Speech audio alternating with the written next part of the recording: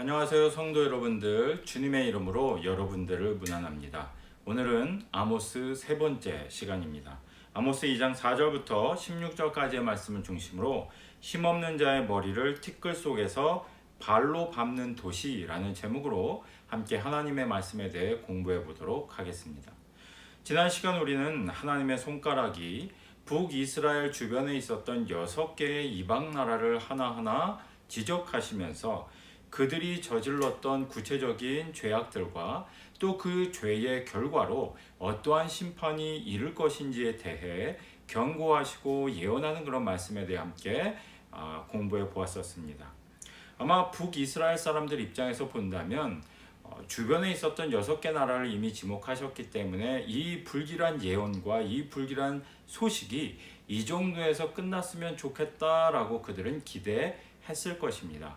그러나 하나님의 손가락은 여기서 멈춰서지 아니하시고 남유다를 지목하시고 마지막에는 북이스라엘을 향해서 그들이 어떠한 죄를 저질렀으며 어떠한 심판에 이르게 될 것인지에 대해 하나님은 엄격하게 그들에게 말씀하고 계신다는 것이죠. 먼 나라로부터 혈통적으로 가까운 나라로 점차 가까이 다가오고 있기 때문에 아마 북이스라엘 사람들이 이 예언을 들을 때에 긴장감과 불안감이 점점 고조되었을 것입니다. 꽤나 상당한 문학적인 기교라고 말씀드릴 수 있겠는데요. 지난 시간에 우리가 하나님께서 구체적인 사실들을 지목하실 때에 다메섹은 길르앗 지역을 정복하기 위해 지나치게 전쟁을 일으킨 것이 그들의 탐욕이었다라고 하나님께서 말씀하셨다는 점에 대해 함께 생각해 보았었습니다. 또 두로는 형제 국가의 계약을 위반했다는 점을 하나님께서 지적하셨고요. 암몬은 전쟁 시에 아이를 가진 여인의 배를 가르는 잔혹성을 보여주었다는 점이 문제가 되었습니다.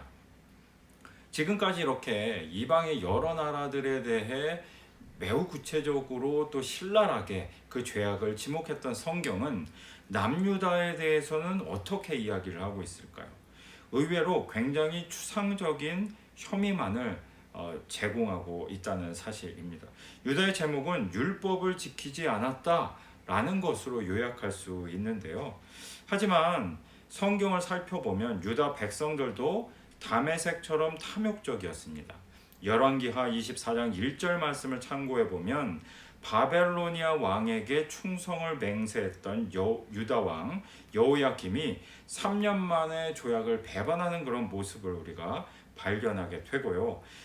역대하 25장 12절 말씀을 보면 유다 백성들이 에돔 백성들을 처형할 때 무려 1만 명이나 되는 사람들을 바위 꼭대기로 끌고 가서 그 꼭대기에서 떨어뜨려서 온몸이 부서져 죽게 만드는 잔혹한 행동들을 그들이 저지르기도 했다는 것이죠.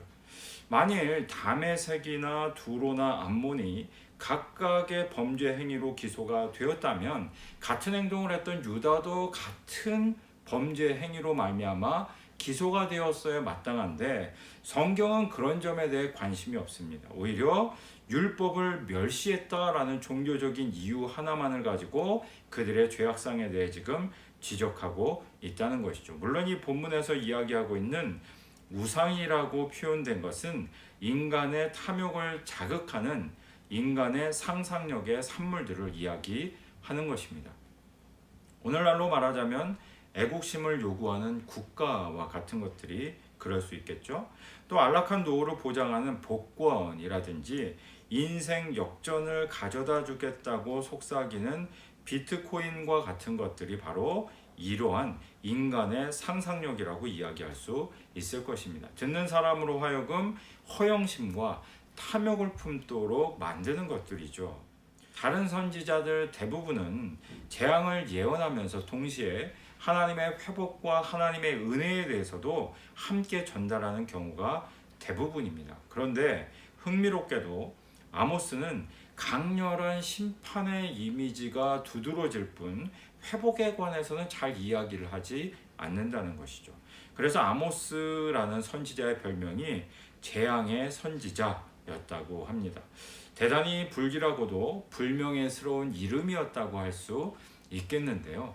개인적으로는 불명예스러운 이름이었겠지만 하나님의 뜻을 있는 그대로 신랄하게 전했다는 점에 있어서 아모스라는 선지자가 가지고 있었던 독특성을 우리는 발견할 수 있게 된다는 것입니다.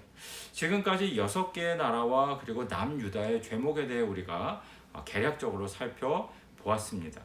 6개의 나라에 대해서는 구체적인 범죄 사실들이 지금 진술이 되었고, 남유다에 대해서는 그들이 하나님의 말씀을 율법을 지키지 않았다라고 하나님께서 지목하셨다는 것입니다. 그렇다면 마지막으로 북이스라엘에 대해서는 하나님께서 무엇이 문제라고 말씀을 하고 계실까요? 남유다와 똑같이 너희들이 종교적으로 잘못되었다, 너희들이 하나님의 말씀을 잘 지키지 않았다, 율법을 지키지 않았다, 이렇게 하나님께서 말씀을 하실까요? 아닙니다. 이것이 바로 아모스서의 가장 큰 핵심이며 큰 주제라고 말씀을 드릴 수 있겠습니다. 6절부터는 북이스라엘에 대한 경고가 본격적으로 등장을 합니다. 그 분량이나 내용 면에서 매우 충격적인데요. 유다가 하나님의 말씀을 제대로 지키지 않았다는 점이 지목이 되었다면, 이제부터 등장하는 북이스라엘의 범죄 혐의는 상당히 사회적이면서 또 윤리적인 성격을 가지고 있다는 것이 특징이라고 할 수 있겠습니다. 가장 먼저 등장하고 있는 북이스라엘 사람들의 범죄는 어떤 것이냐면, 경제적인 이익을 얻기 위해 사람을 수단으로 삼고 매매하는 사회였다는 점입니다. 오늘 이 본문에서 판다라고 등장하고 있는 이 단어는 사실은 정상적인 거래를 의미하는 그런 단어라기보다는 부정적인 행위의 상업 거래를 의미할 때 사용되는 단어였다고 합니다. 그래서 요거를 좀 이해하기 쉽게 설명을 드린다면, 마치 신발 한 짝에 해당하는 몇 푼의 돈을 위해서라도 기꺼이 사람을 팔아넘기는 사회였다라는 것입니다. 오늘날 우리도 비슷한 사회를 살아가고 있죠. 편의점에서 함부로 아르바이트생에게 반말을 하는 어떤 사람들, 또 백화점에서 고가의 물건을 내가 구입한다는 이유로 판매원에게 욕을 하거나 따귀를 올려 붙이는 사람들이 이에 해당하는 사람들입니다. 이런 사람들은 7절의 표현대로 힘없는 자의 머리를 티끌 속에서 발로 밟는 사람들이라는 것이죠. 서슴지 않게 가난하고 연약한 사람들, 힘이 없는 사람들, 그 사람들을 더 큰 어려움으로 몰아넣는 사람들이라는 것입니다. 바로 이와 같은 것들이 북이스라엘 사람들이 가지고 있었던 범죄다라고 하나님께서 말씀을 하고 계신다는 것입니다. 북이스라엘 사람들은 정의와 공정을 잃어버린 사람들이었습니다. 그야말로 동물적인 시대였습니다. 7절에서 아버지와 아들이 한 젊은 여인에게 다닌다라고 표현하고 있는데요. 단적으로 이것은 이 시대가 가지고 있는 무너져버린 윤리에 대해서 우리에게 보여주고 있는 것이죠. 가장 기본적으로 지켜져야 할 윤리마저 지켜지지 않고 그저 느끼는 대로, 원하는 대로, 쾌락대로, 욕망대로 사람들이 살아가던 그 시대를 이야기하고 있는 것입니다. 북이스라엘을 향한 하나님의 심정은 9절에서 12절에 잘 드러나는 것 같습니다. 마치 내가 너희를 어떻게 키웠는데 라고 하나님께서 한탄하시는 것처럼 저는 느껴집니다. 그래서 이런 죄악을 저지르고 있었던 북이스라엘 사람들에게 하나님께서는 말씀하시죠.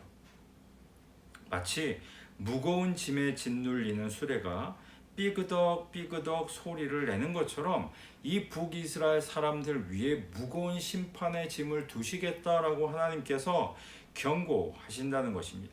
아무리 빠르게 도망치려고 시도해도, 아무리 발빠른 자라 할지라도 이 하나님의 심판으로부터 결코 벗어날 수 없을 것이라고 하나님께서 말씀하고 계신다는 것입니다.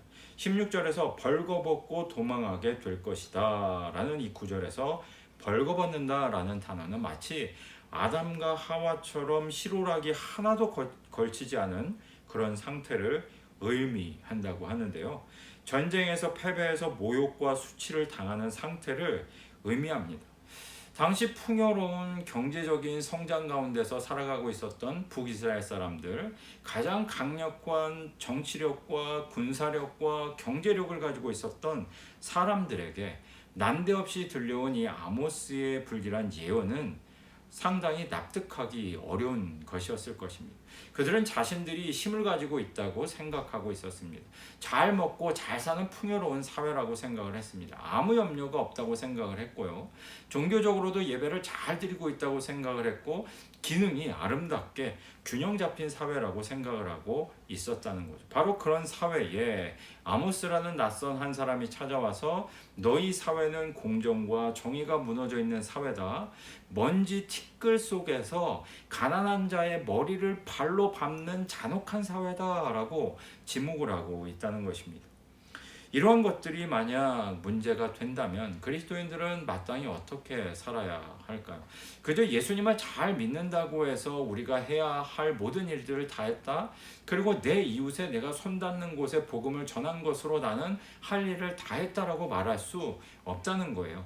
이 사회가 공정과 정의를 만약 잃어버린 사회라면 백화점에서 어떤 사람들이 마음껏 점원들에게 행패를 부리고 따귀를 때리고 무릎을 꿇리고, 편의점에서 멱살을 잡고 행패를 부리고, 이런 갑질을 하는 팽배한 분위기가 이 사회 가운데 있다면 그 모든 것들이 이 사회의 죄악이요, 이 사회 가운데 살아가는 모든 그리스도인들의 죄로 하나님께서 우리들에게 지목하신다라는 것을 반드시 기억할 필요가 있다는 것입니다.